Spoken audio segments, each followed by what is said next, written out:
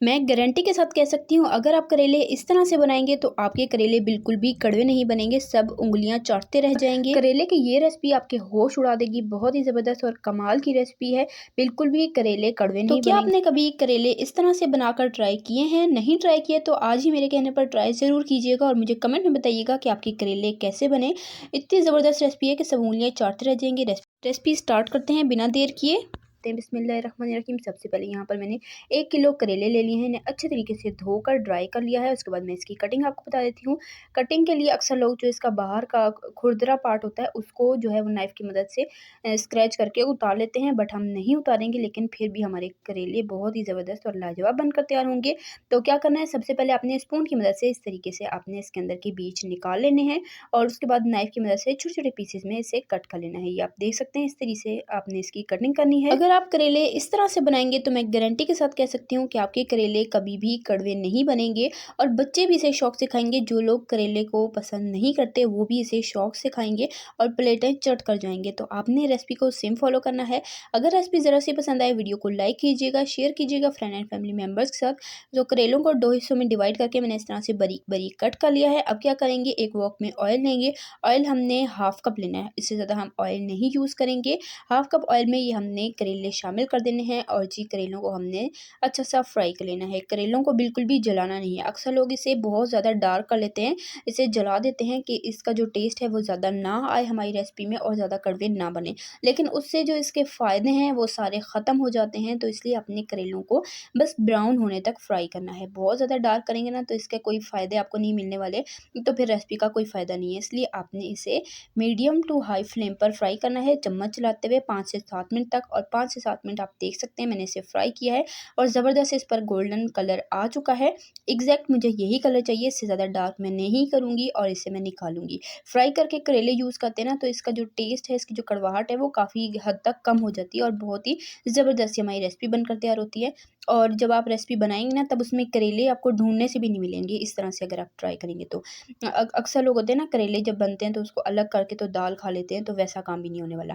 तो यहाँ पर हमने हाफ कप कुकिंग ऑयल लेना है, इसमें एक बड़े साइज़ का प्याज बारीक कट किया हुआ इसमें शामिल करेंगे। फ्राई करेंगे जब तक कि ये खूबसूरत गोल्डन ब्राउन नहीं हो जाते। तकरीबन 4 मिनट में ये ज़बरदस्त से फ्राई हो जाएंगे। जब ये इस तरह से कलर इस पर आ जाए तो हमने इसमें शामिल कर देना है टमाटर का पेस्ट। तो यहाँ पर मैंने तकरीबन 3 टेबलस्पून भरकर टमाटर का पेस्ट लिया था। आपके पास ना हो तो आप फ्रेश टमाटर को भी चॉप करके यूज़ कर सकते हैं, अदरवाइज़ आप पेस्ट ताज़ा बनाकर भी यूज़ कर सकते हैं। तो यहाँ पर मैंने लहसुन का पेस्ट लिया है, हाफ़ टी स्पून पीसी हल्दी, 1/4 टीस्पून पिसा धनिया, 1 टीस्पून पीसी हुई लाल मिर्च, 1/4 टीस्पून। लाल मिर्च हम ज़्यादा यूज़ नहीं करेंगे, अदरवाइज़ जो करेलों की कड़वाहट नहीं है वो मिर्चों की कड़वाहट की वजह से तो करेले आपको कड़वे लगेंगे। नमक इसमें जाएगा हाफ़ टी स्पून और साबुत सफ़ेद ज़ीरा इसमें जाएगा हाफ़ टी स्पून। ये शामिल करके मसाले को अच्छे से भून लेंगे। तो अक्सर लोग ये भी मिस्टेक करते हैं कि करेले बनाते हुए तो मिर्चें ज़्यादा डालते हैं चटपटा बनाने के लिए, लेकिन करेले कड़वे खुद ना हों, मिर्चों की वजह से वो कड़वे लगने लग जाते हैं। इसलिए आपने जो है वो मिर्चें थोड़ी हाथ रोक के यूज़ करनी है ताकि बच्चे भी इसे शौक से खा सकें। अब मसाला मैंने अच्छे से भून लिया तो मैंने इसमें हाफ़ कप पानी शामिल किया ताकि जो हमारे प्याज और टमाटर हैं वो अच्छे से गल जाएँ, और वो पानी शामिल करके मैंने मज़ीद इसे भुना है। पानी ड्राई हो चुका है, ऑयल भी इसका बिल्कुल सेपरेट हो चुका है और कंडीशन आप देख सकते हैं मसाले की बिल्कुल ज़बरदस्त है। अब यहाँ पर 1 कप मैंने उबली हुई दाल चना ली है और बिल्कुल अच्छे से गली हुई है, आप देख लें। तो 1 कप मैं दाल चना यूज़ करूँगी। तो ये इसमें शामिल कर देंगे मसाले में और अच्छे से इसे हमने पका लेना है 1-2 मिनट तक मसाले के साथ मीडियम फ्लेम पर। इसी दौरान अगर आपको रेसिपी ज़रा सी पसंद आ रही है, वीडियो को लाइक करें, शेयर करें फ्रेंड एंड फैमिली मेम्बर्स के साथ। चैनल पे नए हैं, चैनल को सब्सक्राइब कर लिया करें, इससे हमारी हौसला अफजाई होती है और हमें पता चलता है कि हम कैसा काम करें, तो सब्सक्राइब करना मत भूला करें। अब दाल को मैंने 2 मिनट तक मसाले के साथ पकाया, उसके बाद मैंने इसमें फ्राई किए हुए करेले शामिल कर दिए और इसे अच्छे से 1-2 मिनट मज़ीद कुक किया है। और अब हमने क्या करना है जी, इसमें शामिल कर देना है पानी। पानी मैंने यहाँ पर तकरीबन 1 कप भरकर शामिल किया था। अक्सर लोग करेलों में पानी भी नहीं डालते कि पानी डालेंगे तो कड़वे बनेंगे, लेकिन अगर आप सेम रेसिपी फॉलो करेंगे ना तो इंशाल्लाह आपके करेले बिल्कुल भी कड़वे नहीं बनेंगे। पानी डालने के बाद इसे ढककर हाई फ्लेम पर बॉयल आने देंगे और यहाँ पर इसमें अच्छा सा बॉयल आ चुका है। अब इसे ढककर बिल्कुल लो फ्लेम पर 8 से 10 मिनट तक कुक करेंगे और 8 से 10 मिनट के बाद आप इसकी कंडीशन देख सकते हैं। मैंने पानी बहुत ज़्यादा ऐड नहीं किया था, 1 कप पानी ऐड किया था और ये पकते-पकते पानी जो है वो ड्राई हो चुका है। अगर आपके आपके सालन में पानी रहता हो तो आप हाई फ्लेम करके मज़ीद भून सकते हैं। तो पानी को हमने बिल्कुल ड्राई कर लेना है। ऑयल सेपरेट हो चुका है और हमारे ज़बरदस्त से करेले बनकर तैयार हो चुके हैं। इसे गर्मा गर्म सर्व करेंगे चपाती के साथ।